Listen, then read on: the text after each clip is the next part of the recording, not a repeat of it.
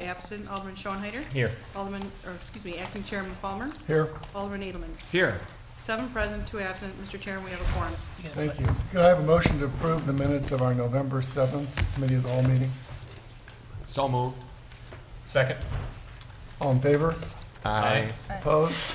Motion carries. The first item on the agenda is an update on transportation by our city manager, Bob Kylie.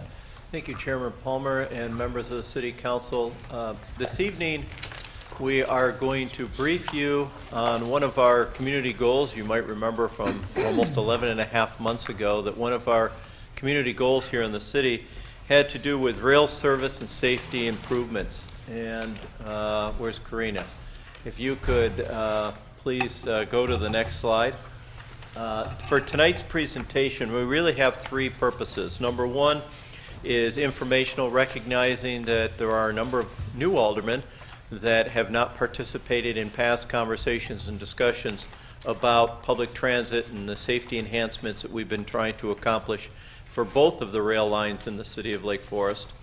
Give you a status report on the Phase 1 Amtrak study that the council commissioned earlier this year, and as you can see from the agenda that there's a recommendation to initiate Phase 2, and also to affirm that we are still moving in a proper direction and we're all in agreement as to what our end game is here and what we are trying to accomplish.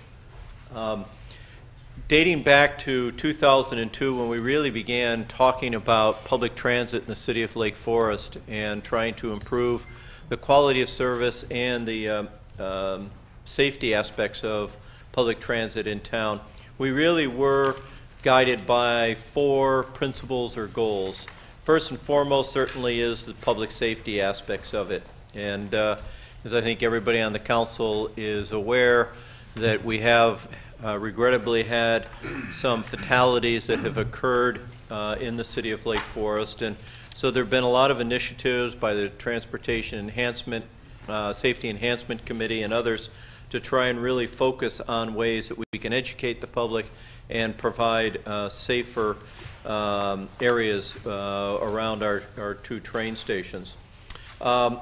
Certainly congestion mitigation has been an issue for as long as I've been here, and trying to identify ways to actually get people out of their cars and to use modes of transportation that would reduce the impact on our roads, because we are somewhat limited in what the options are that are available to us. There was one individual that recommended that we, 4-lane deer path, and that individual has never been seen from again. So those kinds of things are, we have limitations, but there are ways that we can try and reduce the impact of congestion in town. Certainly regional services, and one of the things when you take a look at a map of the city of Lake Forest, not only do we have 2 north-south rail lines, but we actually have Route 60, close proximity to 294, close proximity to 41, and so we are in a enviable position of being able to have a hub here, if you will, for employees to come to Lake Forest and then be taken to their place of employment in and around Lake Forest. And then finally is certainly an area that we've been talking about a lot over the last couple of years, and that's the economic viability of the whole Settlers Square area, and the fact that with some enhancements and improvements to the West Station and even to the impact that it has on the businesses that are out in Conway Office Park, that having these options for public transit are critically important for the businesses in the Lake Forest community. Tonight's presentation specifically is going to address sort of the background history to try and make sure everybody is at the same point on the information continuum. We'll give you a status report on our efforts to get an Amtrak stop here in Lake Forest and the data that has been collected to justify that position by the city of Lake Forest. We'll also give you an update on where we stand with the pedestrian underpass, because we are in the process of trying to bring some contracts to the City Council for their approval in early 2012, and then what the steps are for that discussion this evening.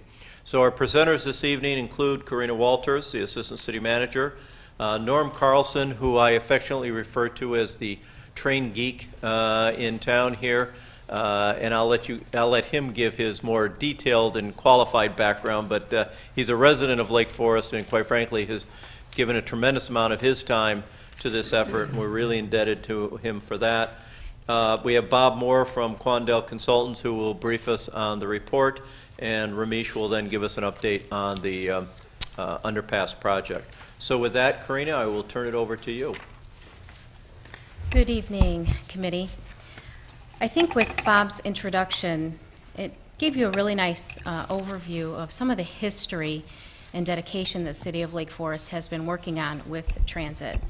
My portion of the presentation is really going to discuss some of the highlights or major milestones within the last 8 years. I think you've got a lot of materials that we gave you over the weekend to read and also affirm some of that position. So in 2005, the Lake County Commuter Coalition, which was implemented and spearheaded by Senator Susan Garrett to really improve the quality of life for employees that work within Lake County. The first major outcome that this group really committed and strove for was the Sunrise Express. I think many of you know the Sunrise Express was a new Metro train that was added on the Milwaukee District North Line. This train essentially allowed employees to get to their places of employment within Lake County by 7 a.m. They didn't have that opportunity before. In 2008 and 2009, the Forest Green Transit Study was commissioned by the Lake Forest City Council. Essentially, that study allowed staff to really look at all of the different types of multimodal transportation and identify whether or not there was a good streamlined way to handle all that transportation.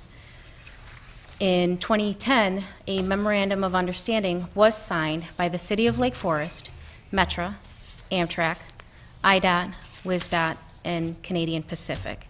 Now, this memorandum of understanding really was for the groups to collaboratively work together and discuss public safety enhancements for the train stations, but also to look to identify whether or not it was even feasible to have an Amtrak stop at the West Lake Forest Station. In 2010, the Transportation Safety Enhancement Committee was appointed by the City Council. This group really looked at all of the incidences of vehicles, train, and pedestrian. This group also identified and made recommendations to the City Council for enhancing public safety at the train stations. One of the outcomes the committee did complete was a shelter at the West Lake Forest train station. We also had a very large public education campaign, for both the east and west train stations. That included assistance from residents, it included assistance from Operation Lifesaver, police and fire, and they really took the time to meet the residents out at the platforms to discuss safety and to be careful when they're actually crossing the tracks, especially if they're listening to any electronic devices. In 2010, as Bob alluded to earlier, we did approve Phase 1 of the Amtrak study. This evening, Bob Moore of Quandel Consultants will provide a status report and the outcomes of the phase. In 2010, we also received the ITEP funding, which was about $800,000 to improve the exterior improvements of the East Lake Forest train station. And then most recently, we received funding for high-speed rail grade crossing funding. This is essentially $2 million that we received, $1 million from federal, $1 million from state, to build an underpass over at the West Lake Forest train station. I think throughout this evening's presentation, it'll be reinforced this forward process and the continued improvements that we are continuing to strive for. With that, I'm going to pass it along to Norm Carlson, our resident transportation expert, who can really give you a good understanding of what the high-speed rail corridor and how that is going to affect the City of Lake Forest. Thank you, Karina. My career with railroads began at birth. I was born in a hospital that was owned and operated by the Illinois Central Railroad. And my wife will tell you that I turned a hobby into a career. In 1985, I was appointed as the North America Railroad head for Arthur Anderson and Company. And in 1990, I was appointed the worldwide managing partner of the transportation industry practice of Arthur Anderson, a practice that when I retired in 2000, took early retirement, had $800 million in revenue. Set up my own consulting firm in 2001 and 2002. I was the chairman of the board of RailWorks, which was a construction company both in the transit industry, electrical in the transit industry, civil in the rail industry. Took that company through bankruptcy. It was a very interesting situation because on September 11th, 2001, we had work going on in the World Trade Center, the Pentagon, the Port Authority of New York, the Transit Authority in New York, and the Lincoln Tunnel. So when we went into bankruptcy court, it was quite interesting. I've been an advisor to the president of the Kansas City Southern Railroad in my own practice, a railroad trustee on 2 occasions during the review process for acquisition.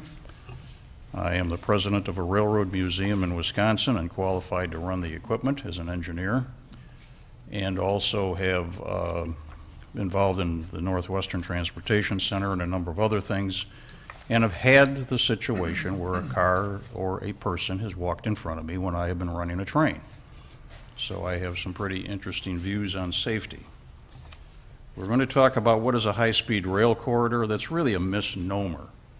It is really a higher speed rail corridor than the speeds we are running today. To really truly be a high-speed rail corridor, it's 220 miles an hour. What we are talking about is to get the rail corridors back to 110 miles an hour, and thus the term higher speed rail. In reality, we are getting the train speeds back to where they used to be in the 50s and 60s. I have ridden in the cab of an Illinois Central passenger train on the locomotive at 113 miles an hour, and regularly going back to school I rode in the cab of the locomotives, and we were doing 100 miles an hour. Trains used to do 100 miles an hour through Lake Forest on the West Line. There was a sign at Roundout, 176, that says slow down to 90 for the curve that's just north of 176. What we are talking about today is 79 miles an hour on the corridor through the west side of town. That is the speed limit today. They are talking about increasing the speeds north of 176 in time to 90 miles an hour. And once the trains get beyond Milwaukee, the suburban area of Milwaukee, they are talking about 110 miles an hour. So the trains through Lake Forest on the West Line are not going to go any faster than they are going today. And there's a whole bunch of technical reasons for that, in addition to the safety considerations of running through the community. The other topics we will talk about are on there, and I hope I pressed the right one here. The high-speed rail corridor what we're going to talk about here is the high-speed rail corridor that we sit on, which is Chicago to Minneapolis. We're going to talk about safety, improvement of rail service, and you can read the rest of the slide. So, oops, I pressed the wrong button, Karina. This is a view of Settlers Square. You can see that we have very ample parking facilities. You can see we have a number of businesses around it. You can see a lot of other things that we lost Settlers Square. But in any event, you have an idea of what we're talking about there. Our initial thought in this process was to improve rail service for not only our residents, but for employers and for visitors who come to this area. What we were after is to get the Hiawatha service trains. Those are the trains that operate between Chicago and Milwaukee to stop in Lake Forest and to serve Lake County. At the present time, those trains leave downtown, stop in Glenview, and the next stop is Sturtevant, west of Racine, the Milwaukee Airport in downtown Milwaukee. This is one of the fastest growing corridors in the Amtrak system. By having a train that serves Milwaukee stop in Lake Forest is only going back to what we had in from 1971 and prior. So we were just trying to recreate what we had before. So this is the Midwest Amtrak routes, and you can see, this is called the Chicago Hub Network. You can see where it goes right through Lake Forest up to Milwaukee, across to La Crosse, and then follows the western side of the Mississippi River into St. Paul and Minneapolis. Today, through the Everett Road Station, there are 86 to 90 trains a day on a weekday. There are 48 Metra trains, there are 16 Amtrak trains, there are 20 to 24 Canadian Pacific freight trains, and there are 2 Wisconsin and Southern freight trains. Metra owns the railroad. Canadian Pacific dispatches the railroad out of Minneapolis. Here we're back to Settlers Road. You can see we have all the amenities. We have the business community. We thought that this would just be a great opportunity to serve the public. Well, as we started with this idea of serving the public, the fatalities occurred, and we shifted our emphasis to safety. And let me say, when you are around a railroad, there is nothing more important than safety. And every time I hold a class, I say that at least 3 times, and I will repeat it for emphasis. When you are around a railroad, there is nothing more important than safety. We know from experience the results can be fatal. So, as we got further into this, we begin to understand that the long-term goal of passenger railroads in the United States is to separate the people from the trains. By that, remove any grade level crossings where people can have access to the railroads. Northwestern University undertook a lot of research. A little over a year ago, we brought Mayor Cowie down to Northwestern, where we participated in some of the research that is going on. We have been recognized in the report from the Transportation Center, that's NUTC, is Northwestern University Transportation Center, for the work that we have done here in the city on safety. This publication is distributed internationally. What we have learned through this process and working with Professor Ian Savage is the highest number of fatalities is on the Milwaukee North Line, the line that goes through the western part of Lake Forest.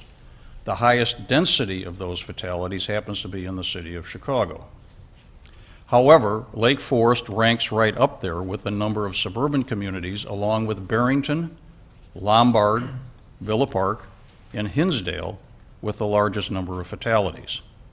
These are pedestrian fatalities. These are just not auto accidents. These are simply pedestrian fatalities. So we talked about our desire to improve services. Here is who we feel are the benefactors of those services. And we went into a project where we have spent a lot of time with the stakeholders that are listed there. Wisconsin provides 75% of the funding to the Hiawatha service. Wisconsin is also interested in adding 2 to 6 more passenger trains on the corridor. And there are a number of other issues in there that at some time we can go into more detail. So, this is what we are working on in terms of the Amtrak stop.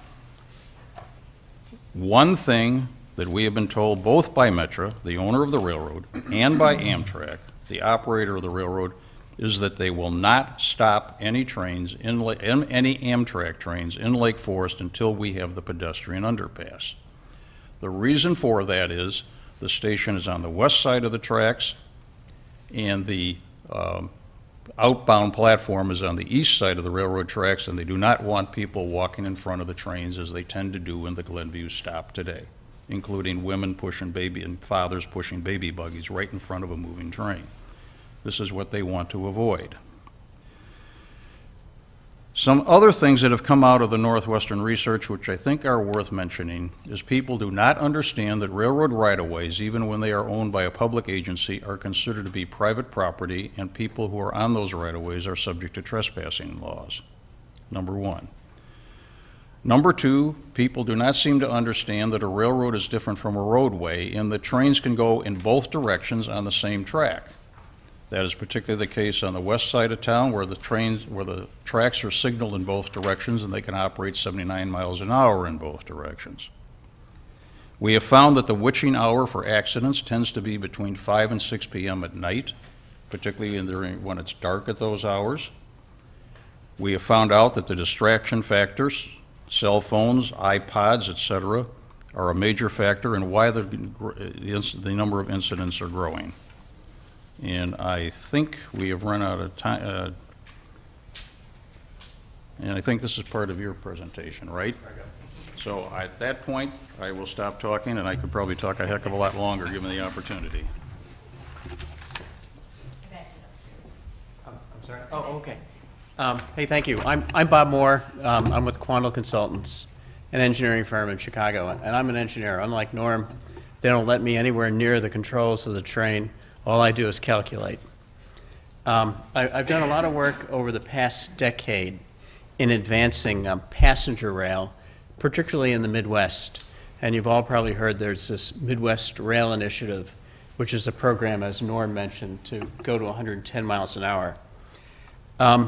Approximately a year and a half ago, we were commissioned to work with the defined stakeholders, Amtrak, Metra, the city, the railroad, to evaluate what it would take to put a station stop in Lake Forest for Amtrak.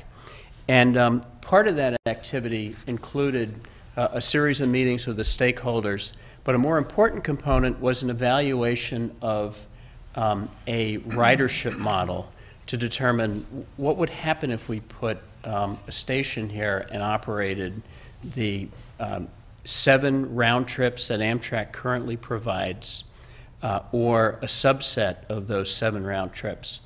And we had a sub-consultant who's hired by Amtrak to do all of their ridership modeling, and that's AECOM, and they performed a study using Amtrak's ridership model.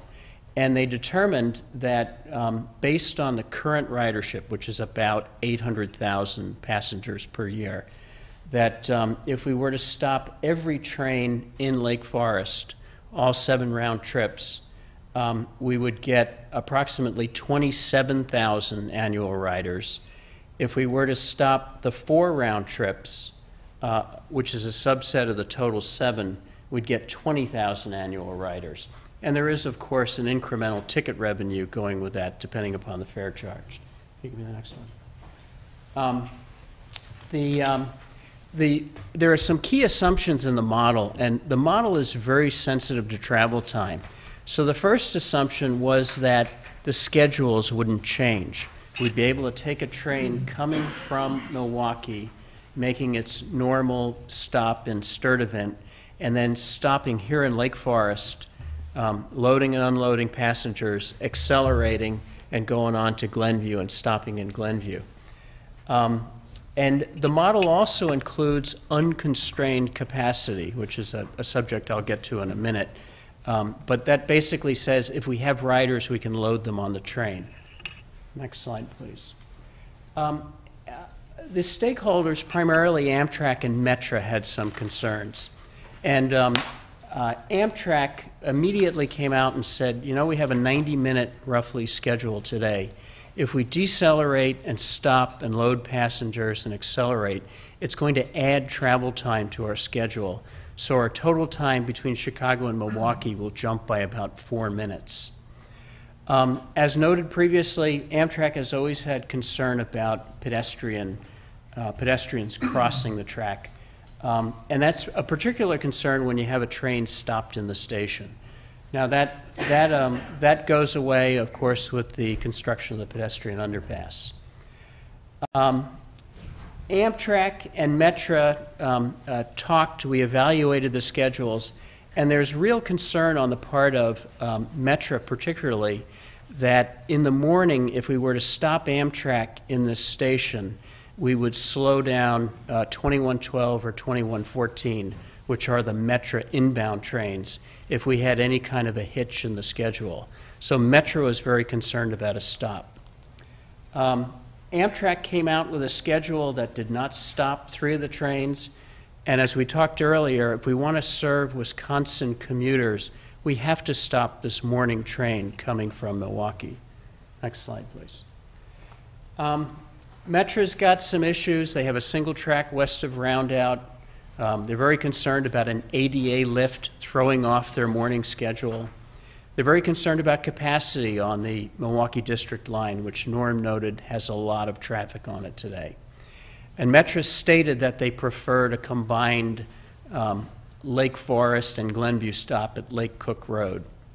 Metra is the owner of the tracks, keep in mind, so we just can't create a new situation without Metra's concurrence. There are some new things going on. You probably heard that Wisconsin has bought 2 new trains for the Amtrak service. Wisconsin is also planning to expand the Hiawatha service to go to 10 round trips a day from the current 7. We're undertaking an environmental assessment considering that improvement in quantity of trains operating daily. There is a possibility of operating at higher speeds north of Roundout. And one of the key things that would occur if we operate at higher speeds, we'd be able to alter the Amtrak schedules. So we've all concluded, the railroad stakeholders, the city, and us as a consultant, that a new Amtrak stop at Lake Forest warrants further analysis, and that's what we're proposing to do. And the opportunity exists for 2 reasons. One is Amtrak may operate faster, enabling us to change the schedule, and 2, they're going to eliminate the pedestrian grade crossings in the corridor, which enables the trains to operate more efficiently because they're able to pass each other in stations. And with that,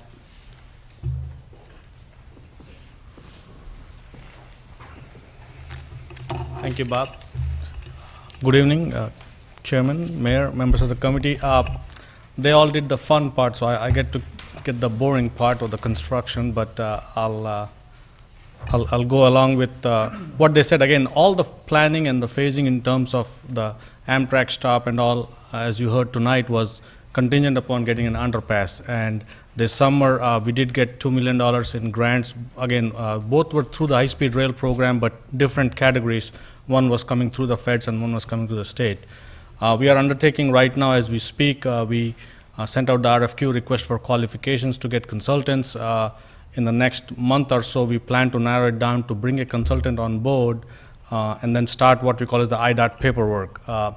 Typically, with any IDOT paperwork, it takes a long time because IDOT has to review all the documentation, approve it, and then we can start our phase 1, which is the preliminary engineering design.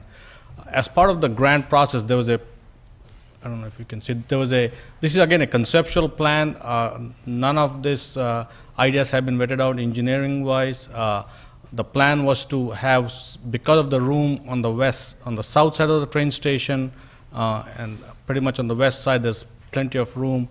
The plan was to provide some kind of a ramp system for the ADA, and then have the tunnel underneath, and then come across and combine with Settler Square. Again, this is a conceptual plan. That's what we are going to do. Once we select a engineer on board, we are going to go through this phase 1 and then come up with, is this the ideal location or is the location over there? We looked at Deer Path, just to give some background. Deer Path just completed their tunnel this summer, and they had space constraints. So in our case, we are okay on the west side of the tracks. We got a lot of room, but they were restricted on the space, so they just did on the south side. And theirs was just a square tunnel with just bore underneath.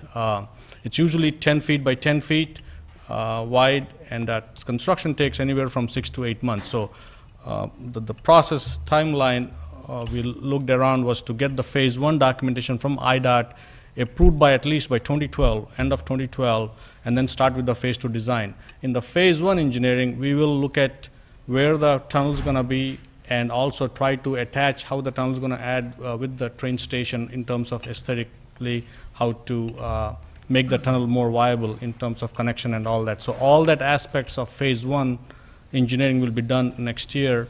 We are hopeful that once we button out a particular plan where the tunnel is going to go, that's when we're going to go to phase 2, just hardcore engineering. It's just drawing up the plans. Once we get that thing approved, we are hoping that by end of 2013, we can get IDOT Metra. Again, as you heard today, Metra is a major factor. So any plans or any width of the tunnel or any aspects of engineering has to also be approved by Metra.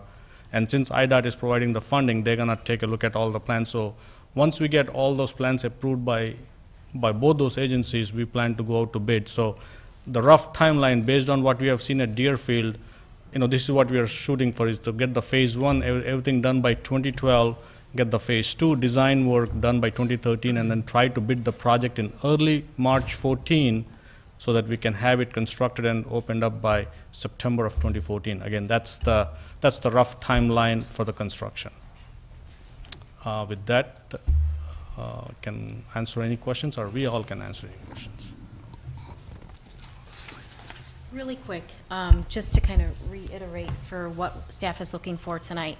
We're actually looking within City Council to actually approve Phase 2 and Phase 3 of Quandel Consultants, their contract.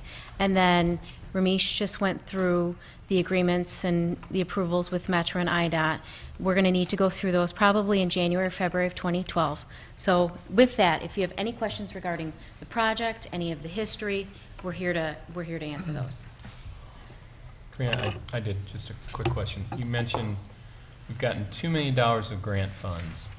Those require a matching piece to that, correct? Yes.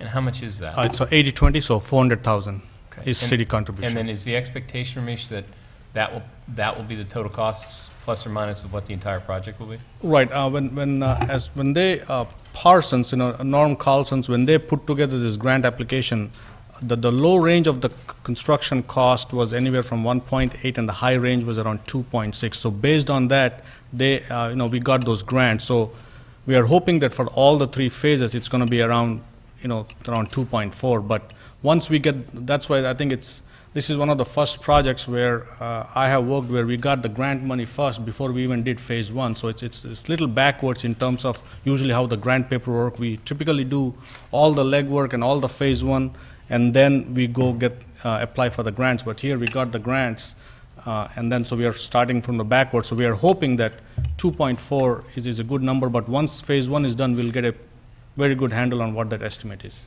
And the expectation, those 20% matching dollars are coming from where? Right now, we are hoping that we want to use most of it for the TIF, since it is in the TIF district. So 2011 and 2012, we want to expend all the TIF dollars, and then remaining, by the time we will know in our phase 2 design and the phase 3 construction, then we can go do our CIP budgeting. But we are trying to expend as much TIF dollars as possible. Thanks.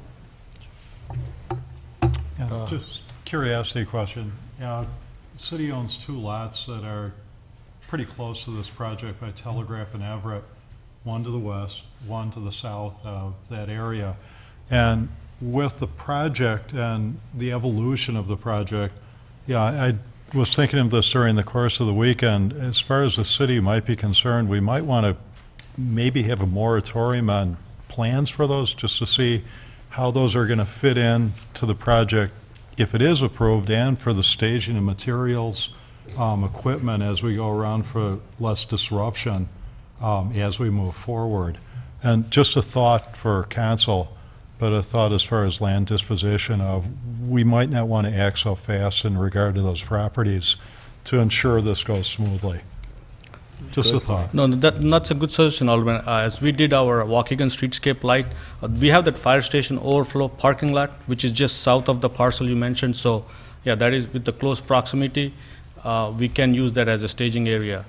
That's definitely to be considered. And if parking, if this is successful, so we could accommodate further parking, other needs for home. I think that's another point. That's a good point, Alderman Nova, too, because as I see Norm standing up, you might want to add to this, but as we had a lot of discussions, and I think when Norm first brought this up, let me just go back for a minute and reiterate, a lot of this certainly came out of the work of the Transportation Safety Enhancement Committee, and we started to look at safety. Then we said, safety, okay, how do you go beyond that? and I'm getting a little bit ahead of myself, and I know Norm can articulate this much better than I can, but that point came up a number of times, that as we look at rail and the President's desire to expand high-speed rail and to try to get more of the transportation network in place back in the United States on rail, those crossings are going to be extremely important, and they're going to try to expand those, leave more room for safety. And that point came up, I think, in our discussions at one time. You know, let's not dispose of land in that area, given the fact that we don't know where a lot of these federal regulations are going to go. And maybe, Norm, you want to add to that as well? Yes, specifically with the fire station parking lot, as we have called it, one of the big concerns of Amtrak in getting a stop is that there is virtually no parking for their passengers at Glenview. They came up here and looked at our station and they said, wow. And what we decided with regard to the fire station parking lot is that would be an ideal place for overnight parking, because some people go up for the weekend in Milwaukee, and we have more and more people using Mitchell Airfield. So an overnight parking space was of great importance to the people at Amtrak at the time we did this. Now, railroads think in 50-year horizons in their planning cycle. So there's a lot of things that may happen 25 years from now, 50 years from now. There has been some discussion, even though the engineering considerations are significant, of somewhere way out in that time frame. I'm not talking 10, 15 years from now, but way out in that time frame, they would like to see a grade separation of Everett Road from the railroad. Now, again, I emphasize that's way out, but as I have said to Bob Kiley and to the mayor a number of times, if there is vacant land there, it's in our very long-term interest to protect that land, because that would help us along in these processes as we go through all the planning for these things. So I would encourage that we put a moratorium on that land while we're getting deeper into the planning processes on these projects. Thanks. Norm, as long as you're up there, I have Yeah. a question for you too. Because you mentioned the current Amtrak stop at Mitchell Field. In looking at this Midwest Amtrak route grid, do one of these lines also go to Midway Airport? No, not at the present time. But IDOT has asked Amtrak to do a study of not having the trains terminate from St. Louis and Detroit, not terminate at Union Station, but to continue through Union Station and go to O'Hare. See, because airport access would be great, to be able to Yes. hop on an Amtrak and that land that Kent mentioned under Goldberg Downey and over at the fire station for overflow, overnight parking. Because I know we drive up to to Mitchell Field quite frequently, because some of the airlines have cut back. They're not flying to every city out of O'Hare, so you have to pick and choose your airport. And it'd be great to have access to Midway as well as Mitchell. And But in the engineering analysis that was done about the additional number of riders, how much of that was predicated on airport ridership, people that were, the destination was the airport? Actually, most of the ridership is what I would call inbound ridership that they are looking at because of the employment area. To give you a little bit of definition, the employment area that surrounds 60 and 94 is drawing people from Kenosha, Racine, Milwaukee, Walworth, and Waukesha counties. There are people that I have over 50, 60-mile one-way trips to come to work there. When we have discussed this through my relationship with the museum in Wisconsin, I've discussed this with the legislators that serve our territory up there.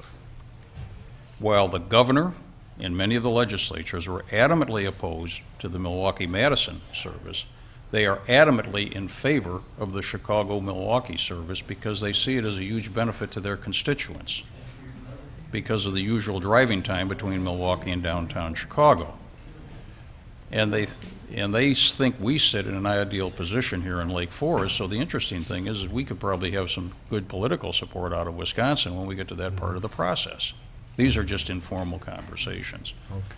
The new railroad commissioner of Wisconsin, he and I discussed it when he came and visited us. He thought this was a fantastic idea to have a stop in Lake Forest. We also need to build a constituency with the rest of Lake County because we want this to be the Lake County stop. We do not want to continuing to call this the Lake Forest stop alone. Thank you. Anything else? Just to follow up, I sincerely want to thank Norm Carlson. He's being very modest about his capabilities in the whole railroad industry. He's well-known nationally for his expertise. We're extremely fortunate to have him in Lake Forest, and without him and without Karina's help, and Charlie Quandell, Joe, and your group, we wouldn't have gotten any of this off the ground. It started out as a thought on how to increase safety at the West Side train station, how to better serve the community. But I think it's turned out to be a tremendous opportunity for the community, and I hope it's certainly one thing I'd love to be able to try to get through while I'm still here, because it's a great opportunity for us, and to not only improve the whole safety of the area, but to improve the commerce for all of Route 60, all the employees there, and again, the opportunity to hop on a train and get to Milwaukee and get to the airport and service it that way is ideal. So again, I thank you for all your efforts. You've done a tremendous job, and we're very thankful to have you. Thanks, Norm. Well, thank you very much, Mayor, and we're glad to work with you. That's the end of our agenda for the committee of the whole. Is there anything we can take up just to kill some time, save some time in the main meeting? We have the contract with Quandell Associates to be discussed. I don't know if there's anything more that needs to be said about that now, but maybe if there is, we could do that before the I think if you have any council questions meeting. with Bob Moore here, Norm, we'd be happy to try and answer any questions specifically you have about that. I got one. This is phase 2, correct? Right. And wasn't phase 2 originally supposed to be in the ballpark of 27,000? Actually, Karina or Bob, yeah, it's actually less than what it was originally. I don't know if you want to address it, Bob or Karina. The total is less than what it was. The total is less than what it was originally. What happened was when we initially put that together, we didn't realize the concern that Metra had developed, and therefore the latest description includes data acquisition and analysis, string-line analysis, and working with Metra to resolve their problems so that they let us get this stop. So did phase 2 go up, and then phase 3, the projected phase 3 was reduced? I say, did phase 2 went up in price, and phase 3 is projected to be less than originally quoted? Or if I got that wrong? I can't respond to that without looking at the two descriptors. Karina, you want to address that? Because I think actually phase 2 went down. I did. And yeah, and phase 3 is to have Quandell assist us in the grant work in the underpass project, which originally was not contemplated at the time they came before us. So if you look at back in 2010 to today, the actual cost of the project has gone down. We split it up from what they originally requested back 16 months ago. And if I could add to that, when we put together the original contract, the solution of the underpass was not available. Right. And a lot of our planned work was related toward planning for the underpass. And that, of course, came through with the the federal grant. Okay.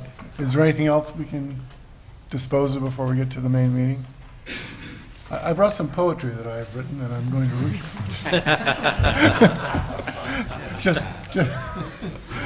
Just kidding, man. Just kidding. That would end the meeting pretty quick. Yeah, it sure would. If there's nothing else, can I have a motion to adjourn? So moved. Second. All in favor? Aye. Okay. Adjourn. Back in about 10 minutes. 20 people for my wedding room. email Well, you're before smart. I could respond to it. But I just wanted to thank you for forwarding that to me. It was very well put. I just did not respond to that person at all. I don't know if that was wise or not, but I just, I just thought it was